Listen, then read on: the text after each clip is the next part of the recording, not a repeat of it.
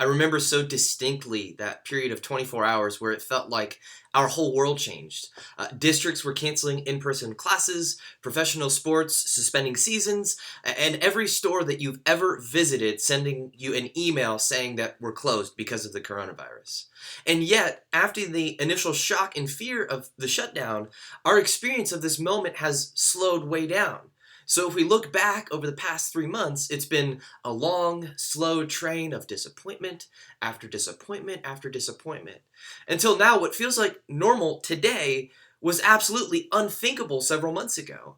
And honestly, it's a bummer to think how much life has changed in such a short period of time, and so much suffering and pain has been unleashed into the world.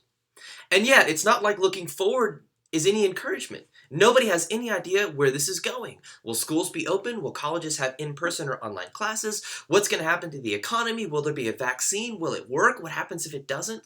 So what's behind us is a tragedy. And what lies ahead is full of uncertainty. And what we're left with is this really dark and confusing and anxious here and now.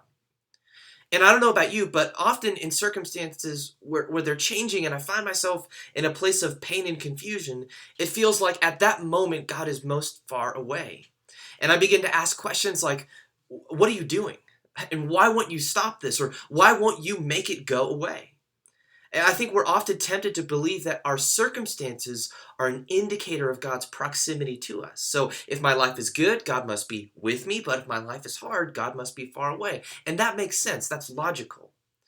And yet the scriptures tell us something completely different. The authors of the Bible are convinced that in those moments of pain and isolation, God is actually near to his people in a new and unique way. So in past weeks, I've been reflecting on this concept of being led by the Spirit. And I want to share with you what I found because it's been such a radical and encouraging shift in perspective.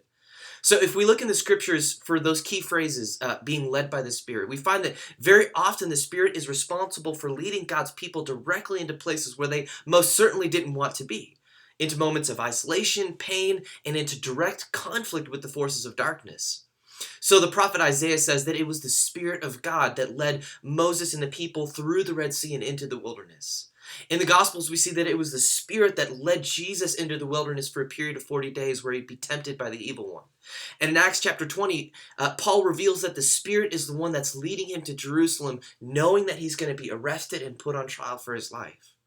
So if we consider these and similar stories in Scripture, they reveal that not only is God near in times of trouble, but he has purpose in the pain. So in other words, pain is often part of the plan. And this reality is so uncomfortable to us because we desperately want to believe that God's highest priority is to help us get where we want to go and to bless us with health and prosperity along the way. But these stories reveal a different set of priorities.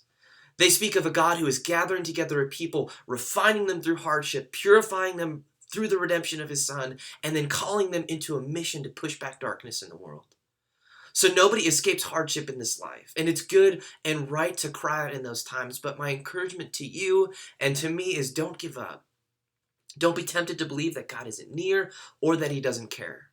See, the good news of the gospel is that my circumstances don't demonstrate God's love and care for me.